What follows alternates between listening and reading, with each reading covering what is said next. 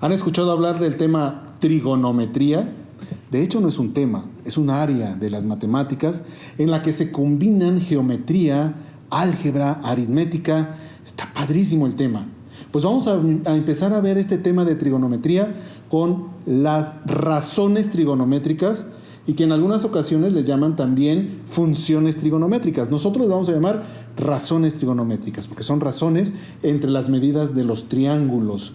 Venga, vamos a ver de qué trata. Es una explicación rápida de lo que es conceptos básicos de trigonometría, razones trigonométricas. Acompáñenme. Aquí yo tengo un triángulo rectángulo. Ustedes se pueden dar cuenta que es triángulo rectángulo porque vean, aquí está un ángulo de 90 grados. Así se va a representar un ángulo de 90 grados. Ahora, cuando vimos teorema de Pitágoras, les dije que al lado más grande o más largo de un triángulo rectángulo se le llama hipotenusa, ¿de acuerdo? Y la hipotenusa o el lado más largo en un triángulo rectángulo siempre va a estar enfrente del ángulo de 90 grados. Ahora, aquí intervienen dos ángulos más. Está el ángulo alfa y tenemos el ángulo gamma. Aquí están los dos ángulos que intervienen además del de 90 grados. Bueno, las razones trigonométricas básicas son tres. Estas son seno, coseno y tangente. Son razones porque van a relacionar dos lados de ese triángulo. Si ustedes se dan cuenta, a los otros dos lados que no son la hipotenusa se les llama cateto, ¿sí? Solo que va a depender del ángulo que yo tenga como referencia para saber si es opuesto o para saber si es adyacente, ¿sí? Entonces, vamos a ver. Recuerden ustedes que un ángulo adyacente un lado adyacente es aquel lado que forma parte del ángulo. Sin este lado no se puede generar un ángulo. Por lo tanto, si nosotros nos fijamos en el ángulo alfa, en esta abertura que tenemos aquí representada por este arco verde, nosotros vemos que el único cateto que forma parte del ángulo es este de acá. O sea que este será el adyacente. Cuando tomamos alfa. Y el opuesto, bueno, pues será el que está enfrente de él. Ojo, recuerden, estamos tomando alfa. Ok, por lo tanto, vamos a ver que el seno es igual al cateto opuesto sobre la hipotenusa. Esa es la razón. Es una división entre el cateto opuesto y la hipotenusa. El cateto opuesto lo vamos a representar con CO y la hipotenusa como IP. ¿De acuerdo? ¿Cómo vamos a abreviar esto?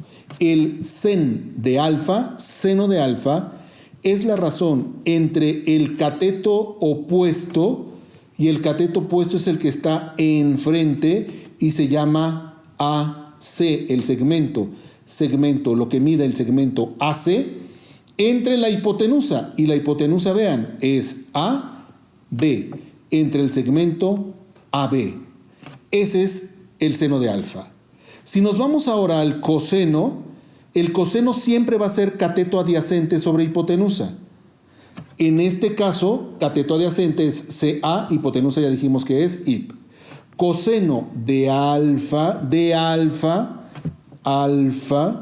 es cateto adyacente. ¿Quién dijimos que era? Pues el que forma parte del ángulo. O sea, este cateto adyacente que va a ser BC entre hipotenusa que ya quedamos que es AB.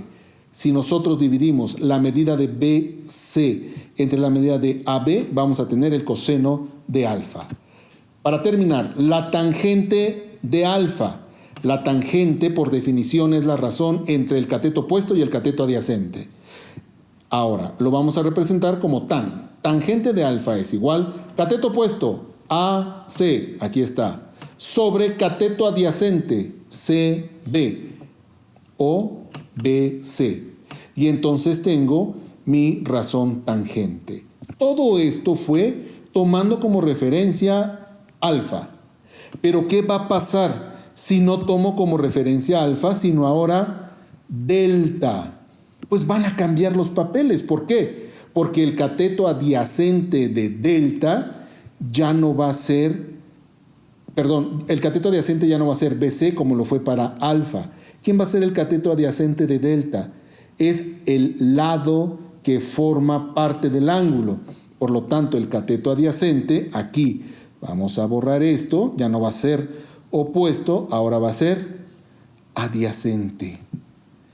Y el que era adyacente ya no va a ser adyacente, ahora será opuesto. Cateto opuesto. Vean, opuesto, aquí está. Muy bien, por lo tanto, ahora pues las cosas cambian un poquito.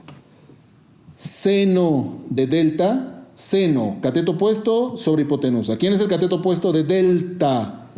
BC. Por eso aquí tengo BC. Segmento BC. Y la hipotenusa va a seguir siendo hipotenusa. AB. AB. Seno de delta, lado BC entre lado AB. Coseno, cateto adyacente entre hipotenusa. El cateto adyacente de delta es AC. ¿Sí lo ven? Forma parte del ángulo. Por eso tengo AC sobre la hipotenusa que va a seguir siendo AB. Y para terminar, la tangente de delta, cateto opuesto, va a ser BC sobre cateto adyacente, AC. Y tengo entonces todas las razones trigonométricas de acuerdo a uno de los ángulos o a otro de ellos. No nos confundamos cuando veamos ejemplos. ¿Complicado? Es simple. Un poquito de atención nada más.